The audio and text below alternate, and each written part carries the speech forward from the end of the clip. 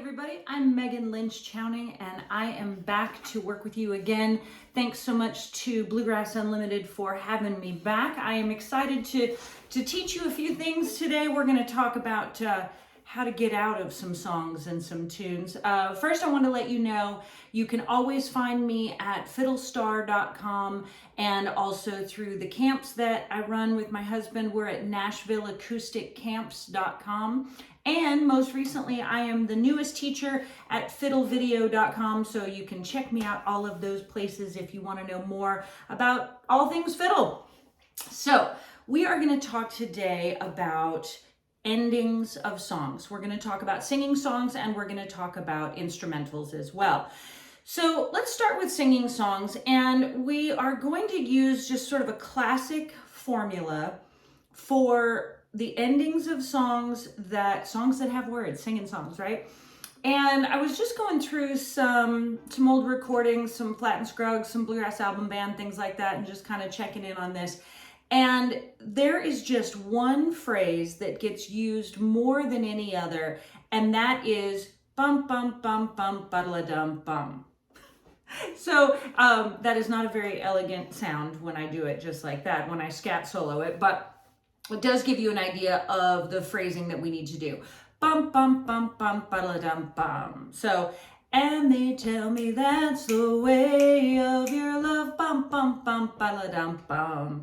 And a lot of times we fiddle players are not playing at the time that the song is ending. You know, maybe we're playing some fills or things like that, but it's really great to get in on that ending and come in with that nice long bow so that your jam or your band or whatever, you know, ties it all up nice and neat. So we're going to learn we're just going to learn one formula that is going to stand you in good stead through, you know, through all of the things. So let's start with the key of A.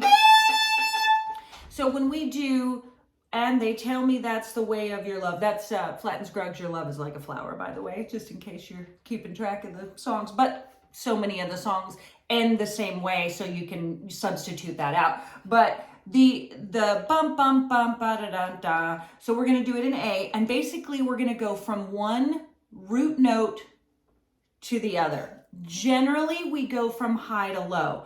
We can go from low to high, but generally we go high to low. So that means we're going from, that's A, to this A. Or from this A down to this A.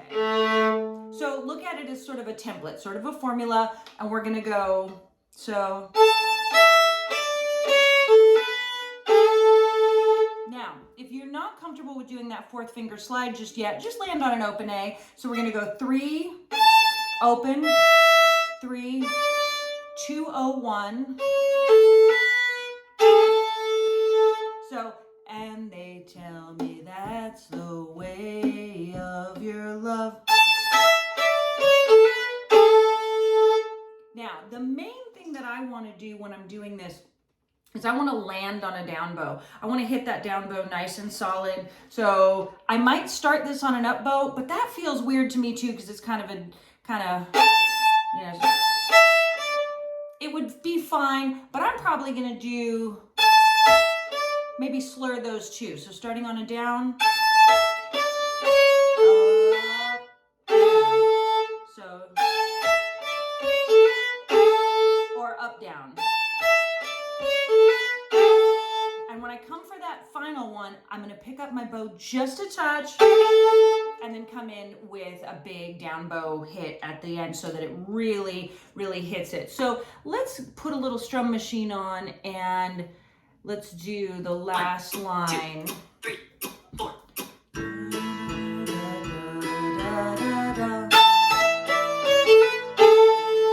Like that.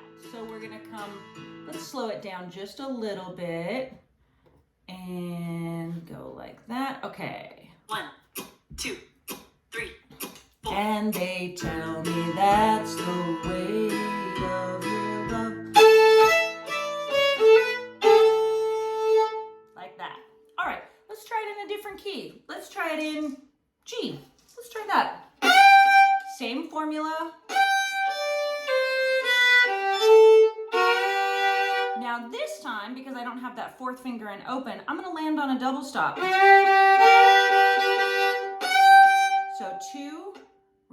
slur. And then maybe, I don't want to slur over strings, so I'm probably going to go down, up, and I'm going to up bow slur right here. And then that ending double stop is D3 and A1, a G chord. So let's try that. We're going to just go to our strum machine, change the key, and 1, 2, 3. And they tell me that's the way of your love. Like that. All right, so let's do a different song just so you can hear, you know, that it's pretty universal. We're going to go to Old Hometown right now. And let's stay in G. And bring the tempo down a little bit. 1, 2, 3. 1, 2, 3, 4.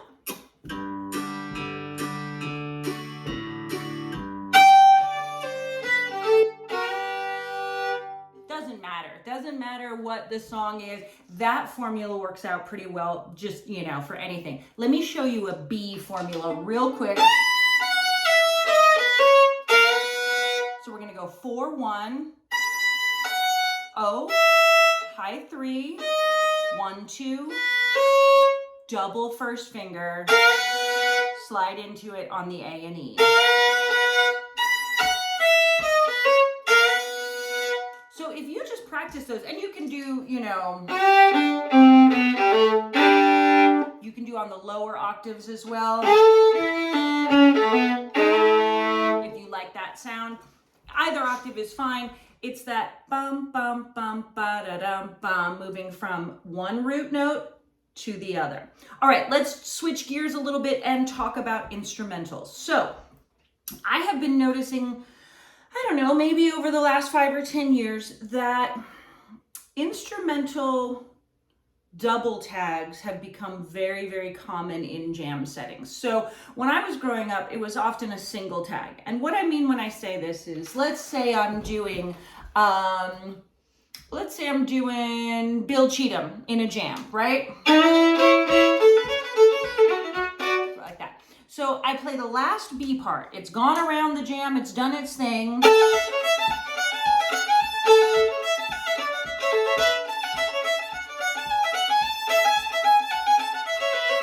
Okay, that's the end of the B part. Now, I'm getting ready to end it. So I'm going to put a tag on it.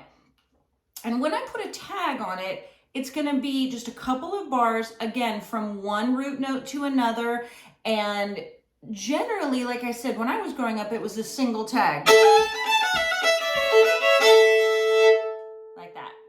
Now, lately, I've been noticing increasing numbers of double tags. So here's 2.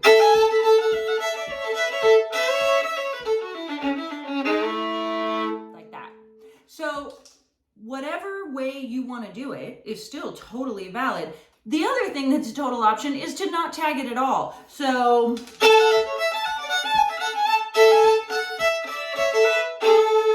you just play the last phrase of the tune and hit it hard, and that could be totally fine too. The biggest thing, I think, is to communicate which way you're going to go. So you might show with your body language.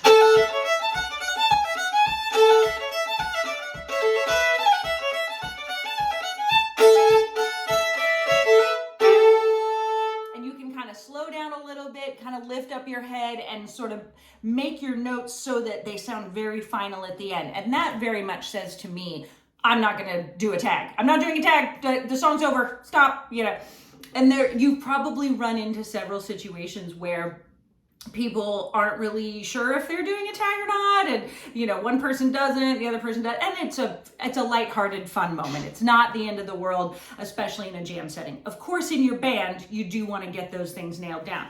Now, if you're going to do a single tag, let's look at some options for that. I'm working in the key of A. A lot of these instrumentals are often in A or D, so you don't have to practice as many because they're generally in those open string keys, and you don't have you know, you're not going to probably need to do an instrumental double tag in E flat. It's just probably not going to happen. So now there's a trillion of these. I'm just going to give you a couple options that I like, and you can use those. 0, 2, 3, 4, 3, 1, 0, 1, 0, 3, 2, 0, 1, 2, 0.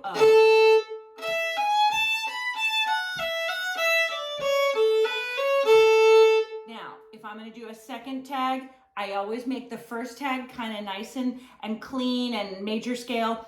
I tend to make the second tag a little bluesier.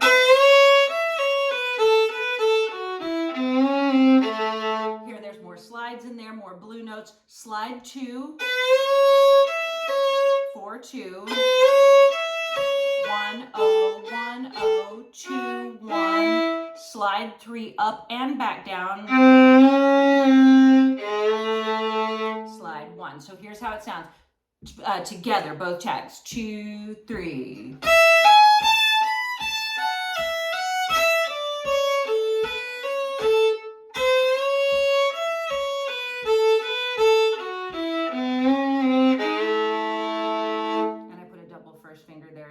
So if you wanted to do that in D, all you'd have to do is move the first one over to the middle pair of strings. And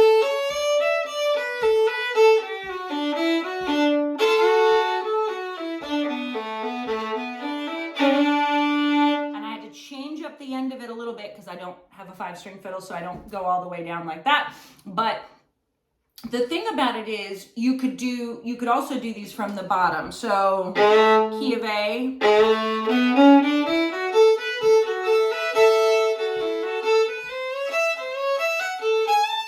You could go from bottom to top. Most of the time though, we go from high to low. So if you do a single tag, you can just do one of the 2 tags I showed you. You know, you could just do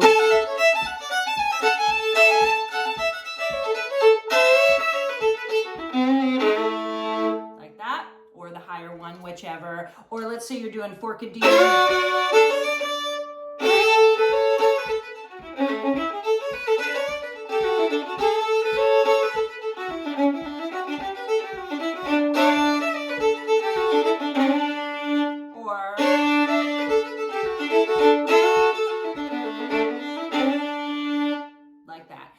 Again, just move from one root note to the other. If you're feeling a little fancier, you can move from one chord tone to the other, so it doesn't have to start on D. You can start on F sharp.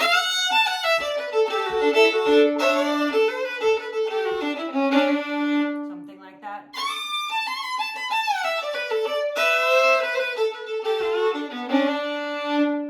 That's an extra fancy one for some extra credit there for you. So, singing songs, just practice your bump, bump, bump, bump, ba-da-dum, ba, and that will get you through there. Similar thing with the instrumentals. Da-da-da-da-da-da-da-da-da-da-da, da-da-da-da-da-da-da-da-da-da-da. And that may feel silly to like sing those things out. I feel silly doing it for you guys, but what I know is that if you internalize the rhythms and those phrasings, then you're gonna figure something out. Having the timing of the tag down is more important than which notes you choose. As I've said in other videos and things before, if you play out of tune or you make some weird note choices, that's not gonna bother the whole jam. If you play out of time, you take everybody down with you. So focus on the right hand aspect of it, the timing of it. Bum, bum, bum, bum, ba-da-dum, ba. Nice and strong, or ba-ba-da-da-da-da-da-da-da-da-da-da, ba-da-ba-da-da-da-da-da-da-da, like that. And so singing it actually helps me get a grip on what I'm supposed to sound like. And so practice those, because those little details are what really elevate your jam skills and what really elevates your ability to play with other people successfully and feel like as you're driving home, like, oh yeah, I really did it. I really did it. I think I had it. So I hope you enjoy that. Put that together with my other video on how to start songs, and then you'll figure out everything in between. And I hope you've had a great time with me today. Thank you again so much to Bluegrass Unlimited for having me back. Fiddlestar.com, NashvilleAcousticCamps.com, and fiddlevideo.com. I'm Megan Lynch Chowning. Thanks for hanging out with me.